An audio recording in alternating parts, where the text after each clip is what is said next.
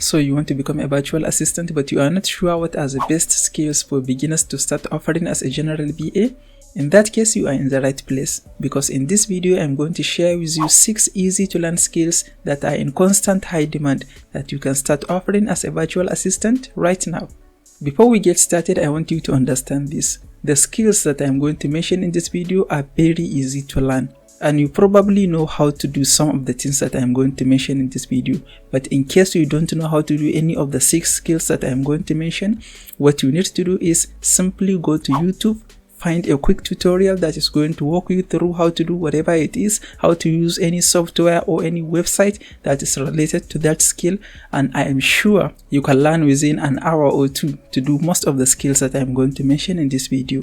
With that in mind, let's get started. The very first skill is data entry. How data entry works is, let me give you an example.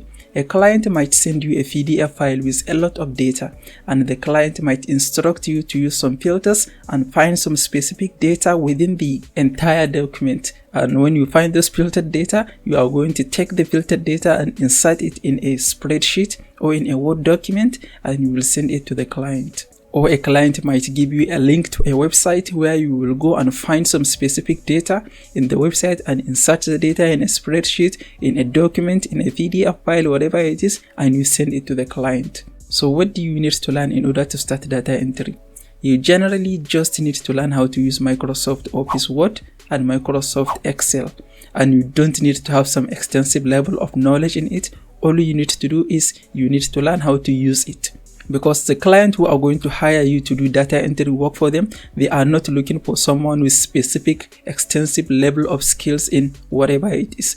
They are just looking for someone to save them time. They probably have too much to do and they don't have the time to put into doing the data entry work, because it's a very basic thing that takes time. So they are looking for someone who can save them the time. Okay, the next skill is email customer service. How email customer service works is, let's take an example of someone who has a dropshipping website, and when they have a dropshipping website, they have an email on their website that if somebody places an order and they have an issue with their order, they are going to send an email to the store owner. And you as a customer service, if a customer sends an email, you are going to receive the email. And if they are looking for maybe a tracking code, you can just send them the tracking code. If they have specific questions regarding their order, you can give them the information. If you don't know the information, you can ask the store owner or whoever it is you are reporting to. And that is just how email customer service works. A client with either online course, dropshipping website, or whatever it is, they have customers who are sending them email asking for support, and they have other important things to do, so they don't have the time to put into responding to all customer service. And that is why they need to hire a customer service representative in order to receive those customer emails and respond to customers with specific instruction. And usually, generally, a customer service representative, when someone hires you to be their customer service representative, they are going to give you instructions. When a customer asks for this, this is what you give them. When a customer asks for this is what you give them. And if a customer asks for something you don't know, this is the person you are going to go to. And what do you need in order to start email customer service? You generally need to learn how to use email, how to write and send an email, how to receive and reply to emails.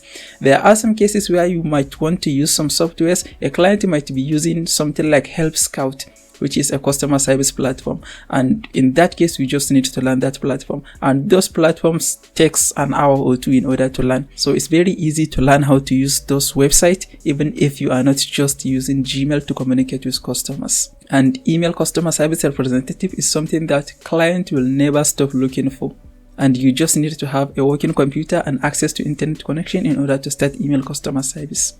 The next skill is calendar management. And how calendar management works is, you just manage your client calendar, either Google Calendar or Calendly or any other calendar software. And what you just need to do is sort through their calendar. If they have any tasks, upcoming tasks, you let them know. If they have anything scheduled in their calendar, you let them know. And you manage their calendar to avoid having conflict. You just need to make sure there is no conflict in their calendar.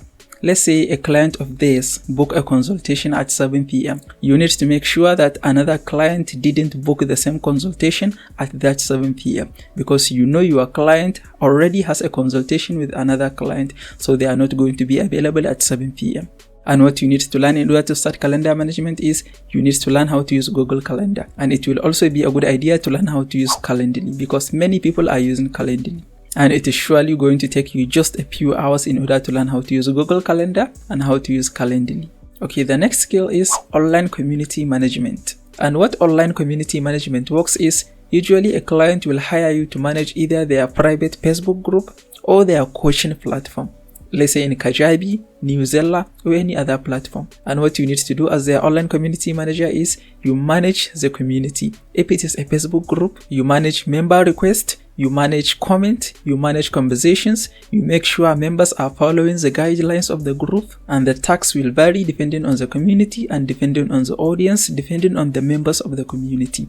Online coaches have students, so they have to have a community. Most of them have a community where their students go and learn and share ideas and many other things. And most communities have guidelines and rules. And you as a community manager, you make sure members are following those rules, are following those guidelines. And in most cases, online coaches have an SOP, standard operating procedure, where if they hire you to do whatever it is, they are going to give you that standard operating procedure, and it will include a tutorial where they will show you how to do whatever it is they want you to do. Okay, the next skill is social media scheduling. And how social media scheduling works is similar to online community management, but different. If you do social media scheduling, what you'll need to do is you need to create posts and schedule it in a social media platforms. And in some cases, you don't need to create the post. The client will give you access to already created content that you will need to be scheduling on a continuous basis in their social media platforms. A client might create 50 Instagram stories and 50 Instagram posts and 50 carousel posts and 50 Instagram reels, and they will just give you access to it via Dropbox or via Google Drive or whatever sharing platform. And what you need to do is go through the posts that they already created and you schedule those posts based on their instruction. And in some cases, the client will hire you to create the post for them. And even if the client wants you to create the post for them, in terms of creating the graphics, you can just go to Canva. Canva is very easy to use. It's a free graphic design software. It's a free graphic design website. And Canva is very easy to use. They have a freemium version and they have a free version. So if you want to create social media graphics, you just go to Canva, find template and customize template to fit your needs. And you can write some captions and attach with the graphic to schedule on social media. And what do you need to learn in order to start social media scheduling? If you just want to do scheduling, you just need to learn how to use Facebook Creator Studio. Facebook Creator Studio will allow you to schedule posts on Facebook and on Instagram. But some clients will be using another scheduling platform, something like Planoly.